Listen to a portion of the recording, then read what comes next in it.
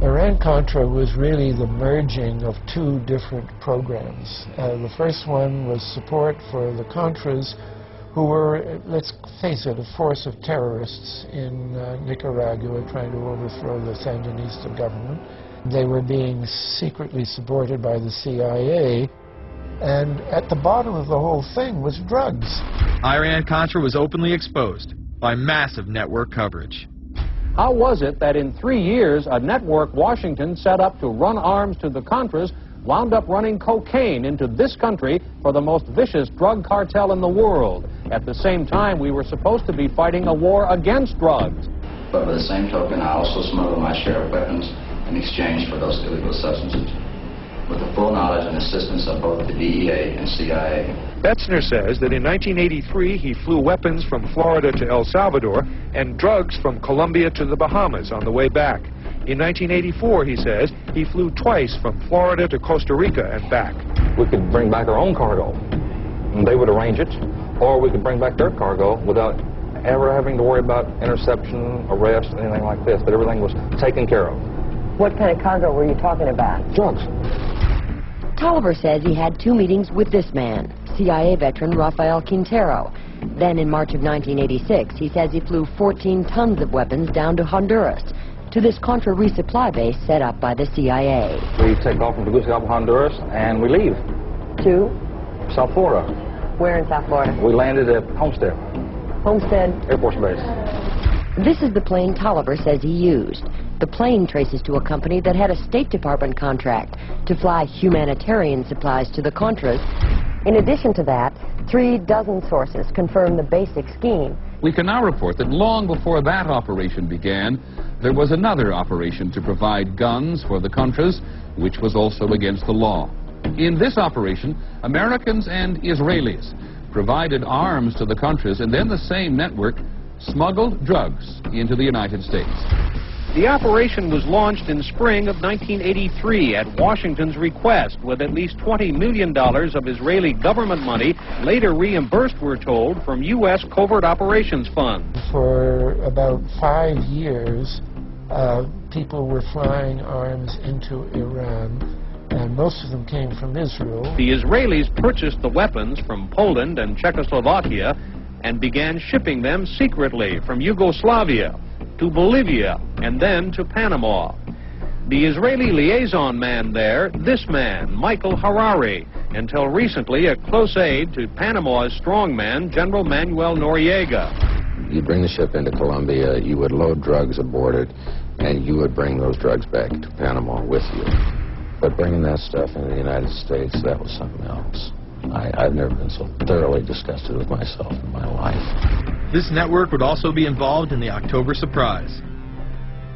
We really can't understand that unless we understand the so-called October surprise in the 1980 election, which is, I think, unquestionably Republicans, including William Casey, who later became Reagan's head of the CIA, negotiated with the Iranians for them not to release the hostages which were being held in Iran to Carter, but to wait until Carter was defeated and the Republicans were in.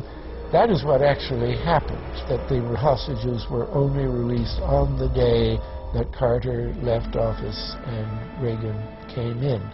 Unbelievably, this same network would even be linked to the BCCI banking scandal by journalist Danny Casolaro. Casolaro was probing a conspiracy he called the Octopus, which involved the Iranian hostage crisis, the Iran-Contra affair, with, believe it or not, all funds channeled through BCCI, the international bank charged with everything from money laundering to fraud. BCCI, it's a shadowy international bank linked to terrorists, drug runners, and dictators.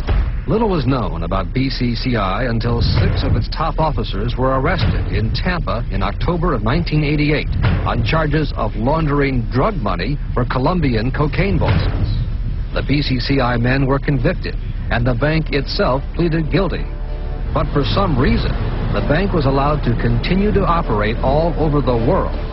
There were indications that some of the reluctance to prosecute this bank stemmed from the favors it did. For? The favors it did for intelligence services everywhere. Too many secrets of too many countries, too many prominent people, too many hands-on, and that makes it desirable that this entire affair be forgotten. It began to become clear that the global traffic of drugs were funding violent dictators, rigging elections, supporting the arms trade, and enforcing the assassination of anyone who got in the way. Cassolero was found dead for his efforts in exposing this network. His death, of course, ruled as suicide. He was meeting a source in West Virginia. He was about to discover all. Instead, his body was discovered in a hotel room with 12 slashes in his wrist, but when the local authorities ruled it suicide, the family said, no way. The housekeeper had taken calls threatening his life. And I pick it up telephone, I say hello, and he say to me, you son of a bitch, you's dead. Cassolero would not be the only person involved in the scandal to wind up in a casket. Meet Barry Seal. At first, the media portrayed Seal as a drug dealer gone good, who was assassinated by the Colombian mafia. Authorities believe last night's machine gun killing of top drug informant Barry Seal was ordered by drug bosses in Medellin, Colombia, who sent 5 men to Baton Rouge to kill Seal. Sam Dalton was the lawyer that represented the Colombian hitmen convicted of his assassination. We were trying to subpoena the CIA because we felt like they had documents, exhibits, and evidence that would indicate complicity in Seal's assassination. When they were able to gain access of Barry Seal's trunk the night of the murder, the personal phone number of none other than George H.W. Bush was present. Louis Unglesby, the former attorney for Mr. Seal, also confirms that he once called the office of the vice president after Seal had given him the number. You see, the Black Ops drug smuggling operation had not yet been exposed, and intelligence couldn't take any chances. It was later revealed that Seal was involved in smuggling cocaine into Mena, Arkansas, while Bill Clinton sat as governor. 1983, Ronald Reagan was president, Bill Clinton was governor, and little Mena, Arkansas changed from a quiet town to a center for drug smuggling and reported Contra support activity. In the middle of it all, this man, admitted dope smuggler Barry Seal. Arkansas State Trooper Russell Welch investigated Seal's organization. Each trip would have 250 to 350 pounds of cocaine. According to the London Telegraph, Arkansas State Trooper Larry Patterson testified under oath that he and his officers discussed repeatedly in Clinton's presence the large quantities of drugs being flown into Mena Airport, large quantities of money, large quantities of guns. Hot Springs police officers would also record Roger Clinton, Bill's brother, during a cocaine transaction stating, "Gotta get some for my brother. He's got a nose like a vacuum cleaner." There was also a large amount of money laundering going on in Mena. Former IRS agent William Duncan traced some of Seal's drug profits laundered through Mena banks. We had direct testimony from people who were involved in the money laundering operation. We had testimony from people at banks who observed the transactions. What happened when you tried to make this case before a grand jury? I was never asked to present the evidence to a grand jury, ever. This very same network used BCCI to fund the Afghani rebels. The deputy director of the CIA, Richard Kerr, said late today that the CIA did use the Bank of Credit and Commerce International, BCCI, to support CIA activities overseas. Most people still believe that the Soviets had maliciously invaded Afghanistan in order to spread their communist agenda. The Al-Qaeda was essentially a kind of a byproduct of Brzezinski's campaign to embarrass the Soviet Union in Afghanistan. They weren't in Afghanistan at that time. Brzezinski boasted later that he was responsible for drawing them into Afghanistan. And he did this extraordinary interview with Le Nouvel Observateur in France, and they said, but aren't you worried that you've created this whole new force of Al-Qaeda? And he said, oh, what's more important, a few crazed Islamists or the fall of the Berlin Wall? And they said, but you know, is there no danger? Aren't they dangerous? And he said, nonsense. He said all this in 1998.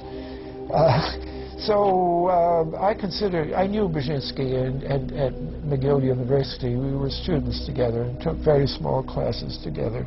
And in some ways he's bright, and in some ways he's kind of nuts. And he had the kind of nuttiness that made him attractive to the Rockefellers. Bin Laden and his network were actually funded by BCCI through U.S. covert operations. Well, the reason I bring it up, if you've ever heard any of our call-in shows, you know that we have people that think about the conspiracy theories of people like you. You would be a poster child for these people because you have served on the board of the Council on Foreign Relations. You helped start the Trilateral Commission, and you've been to the Bilderberger Group.